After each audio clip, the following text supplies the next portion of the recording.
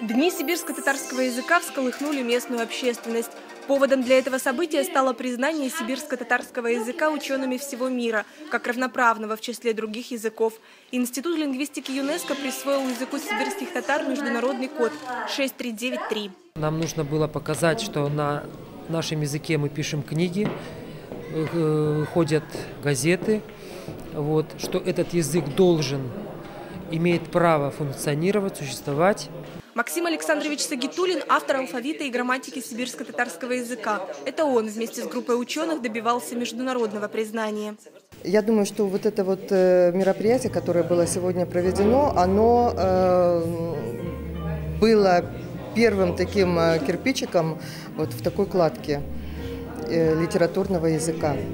Если раньше сибирско-татарский язык считался местным диалектом, на нем общались лишь в повседневной жизни, то сегодня ученые, писатели, общественные деятели впервые говорят на родном языке в контексте литературного и обсуждают актуальные вопросы его сохранения.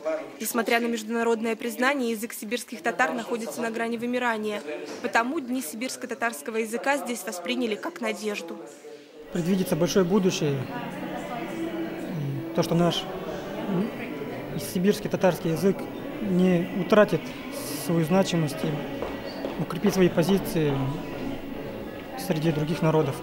В центре татарской культуры собрался весь свет национальной интеллигенции. В фойе те немногие книги на сибирско-татарском языке. Они были написаны авторами по наитию, без знания канонов языка, но, как оказалось, с точной грамотностью. Эти произведения находят особый отклик у местного населения.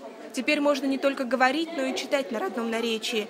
Какой будет главная тема следующего выпуска газеты «Вестник сибирских татар» и гадать не надо. Все публикации здесь на сибирско-татарском языке. Тираж «Вестника» расходится мгновенно. Интерес очень большой, так как нашу газету постоянно просят в районы.